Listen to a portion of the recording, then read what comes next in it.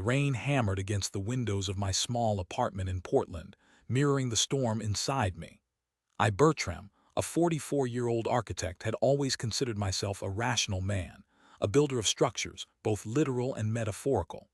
My marriage to Corinne was one such structure, carefully planned, meticulously built, brick by brick over 15 years. We met at a design conference in Chicago. Corinne, with her sharp wit and even sharper intellect, was a breath of fresh air. She was a landscape architect, a weaver of green spaces, and I was captivated. Our courtship was a whirlwind of shared passions, late-night debates about urban planning and quiet moments of comfortable silence. When I proposed, overlooking Lake Michigan, I genuinely believed we were building something that would last forever. We moved to Portland 10 years ago for my job. Corinne quickly established herself in the local design scene, her talent undeniable. Our life was good, predictable, comfortable, perhaps too comfortable. Looking back, the first cracks in our foundation started subtly, almost imperceptibly. Corinne began working longer hours, citing a demanding new project. Her phone became her constant companion, its screen glowing even in the darkness of our bedroom. She grew distant, less affectionate, her kisses perfunctory, her hugs fleeting. I chalked it up to stress. I tried to be supportive, cooking her favorite meals, drawing her relaxing baths, offering a listening ear. But she remained aloof, her eyes clouded with a secret I couldn't decipher. Then came the business trips, more frequent, longer in duration. She claimed they were essential for networking, for securing new clients. I, ever the trusting husband, believed her. I even encouraged her, proud of her ambition and drive. The first real blow came on a Tuesday morning. I was working from home, nursing a nasty cold. Corinne had left early, ostensibly for a site visit. Around 10 a.m., I needed to send her a file urgently. I knew her password, we'd always shared everything. I logged into her email, typed in my query, and then I saw it. An email from someone named Elias. The subject line read, "Last night, my heart pounded in my chest. I hesitated, a knot forming in my stomach. I knew I shouldn't read it. I knew it would shatter something precious." But I couldn't stop myself. With trembling fingers, I clicked on the email. The words swam before my eyes. "Last night was incredible. I can't stop thinking about you. I know it's risky, but I can't stay away." The email was filled with intimate details, details that belonged only to Corinne and me, details that were now shared with another man. The world tilted on its axis. I felt a coldness creeping through my veins, a numbness that threatened to engulf me. I read the email again and again, each time the words sinking deeper into my soul. I scrolled through the thread, each message a fresh stab wound. They had been having an affair for months. Months of lies, deceit, and betrayal. Elias, it turned out, was a contractor she was working with on a major project. He was everything I wasn't: young, brash, confident. He was the kind of man who took what he wanted, consequences be damned. I spent the rest of the day in a daze, pacing the apartment, replaying memories in my mind, searching for clues I had missed, signs I had ignored. How could I have been so blind? How could I have been so stupid? When Corinne finally came home, late as usual, I was waiting for her. I held my phone in my hand, the email displayed on the screen. She walked in, her face flushed, her eyes bright. She started to say something about her day, but I cut her off. "Who is Elias?" I asked, my voice barely a whisper. He's paled. She stumbled backward, her eyes widening in panic. She opened her mouth to speak, but no words came out. The truth was written all over her face. "What is this?" she finally stammered, reaching for the phone. I pulled it away, my grip tightening. "Don't play dumb, Corinne. I read your email. I know everything." The fight that followed was a blur of accusations, denials, and tears. She tried to deny it at first, claiming it was just a flirtation, a mistake. But the evidence was irrefutable. She had no choice but to confess. She told me how it started, innocently enough, with late-night meetings and shared frustrations. How it escalated slowly but surely into something more. She claimed she didn't mean for it to happen, that she still loved me. But her words rang hollow, devoid of sincerity. I didn't scream, I didn't shout. I simply stared at her, my heart shattering into a million pieces. The woman I had loved, the woman I had built my life with, was a stranger, a liar, a cheat. "I want you to leave," I said, my voice cold and detached. "I want you out of my life." She begged me to reconsider, promising to end the affair to make things right, but I was done. The trust was broken, the foundation shattered. There was no rebuilding. She left that night, taking only a suitcase filled with her clothes. The apartment felt empty, hollow, devoid of her presence. I spent the next few weeks in a fog, barely eating, barely sleeping.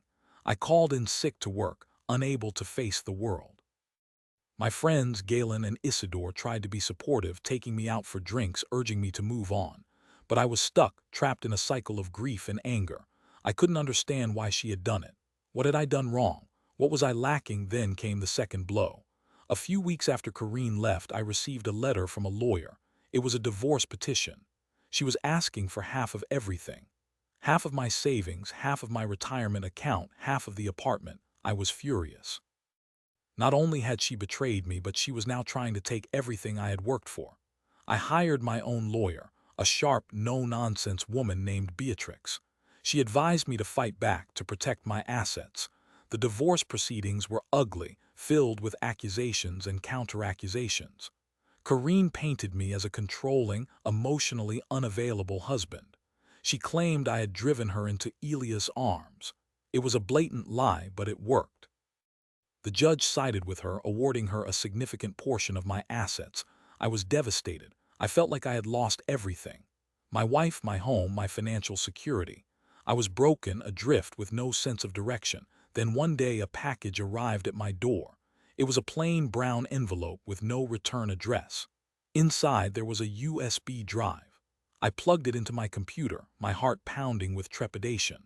The drive contained a series of documents, emails, and photographs. They revealed a shocking truth about Corinne and Elias. Their affair was not just a flirtation or a mistake. It was a calculated scheme. They had been planning to start their own business together, using my money to fund it. The documents showed how Corinne had been secretly transferring funds from our joint account into a separate account controlled by Elias. They had been forging contracts, inflating invoices, and siphoning off profits. They had been systematically draining me dry. I was stunned. The depth of their betrayal was staggering. They hadn't just been having an affair, they had been conspiring to rob me blind. I immediately contacted Beatrix and shared the evidence with her. She was furious. She filed a motion to reopen the divorce case, citing fraud and conspiracy. The judge was equally outraged. He ordered a full investigation into Corinne and Elias' financial dealings. The investigation revealed a network of shell corporations, offshore accounts, and illegal transactions. They had been running a sophisticated money laundering operation. Corinne and Elias were arrested and charged with multiple felonies, including fraud, conspiracy, and embezzlement. They faced years in prison. The divorce settlement was overturned. I was awarded full restitution for my losses plus punitive damages. I had won. I had finally gotten justice, but the victory felt hollow. The damage was done. The scars remained. I would never be able to fully trust anyone again. Corinne and Elias were eventually convicted and sentenced to prison. I attended the sentencing hearing, but I didn't feel any satisfaction. I just felt sadness. Sadness for what we had lost, for what we could have been. I sold the apartment and moved to a small cabin in the mountains. I needed to escape the city to find peace and solitude. I spent my days hiking, reading, and reflecting on my life. I started painting again, something I hadn't done in years. Slowly, gradually, I began to heal. The pain didn't disappear entirely, but it became more manageable. I learned to forgive, not for Corinne's sake, but for my own. I realized that holding onto anger and resentment would only poison me. One evening, as I was sitting on my porch watching the sunset, I received a phone call. It was Gwyneth, Elias' ex-wife. We had met briefly during the investigation. She had been just as devastated by Elias' betrayal as I had been by Corinne's. We talked for hours, sharing our stories, our pain, our hopes for the future. We discovered that we had a lot in common. We had both been betrayed, we had both lost everything, and we were both trying to rebuild our lives. We started talking every day, then every week. We met for coffee, then for dinner. We found solace in each other's company. We understood each other in a way that no one else could. Slowly, tentatively, a spark ignited between us. A spark of hope, a spark of connection, a spark of love. I never thought I would be able to love again. But Gwyneth showed me that it was possible. She showed me that even after the deepest betrayal, the human heart could still heal, could still open, could still find love. We are now married. We live in my cabin in the mountains. We spend our days hiking, painting, and enjoying each other's company. We have built a new life together, a life based on trust, honesty, and mutual respect. I will never forget what Corinne did to me. The pain of her betrayal will always be a part of me, but I have learned to live with it. I have learned to move on. And I have learned that even in the darkest of times, there is always hope for a new beginning. The rain has stopped now. The sun is shining. A rainbow arches across the sky, a symbol of hope and renewal. I take a deep breath, feeling grateful for the life I have, for the love I have found. And I know that everything in the end will be okay.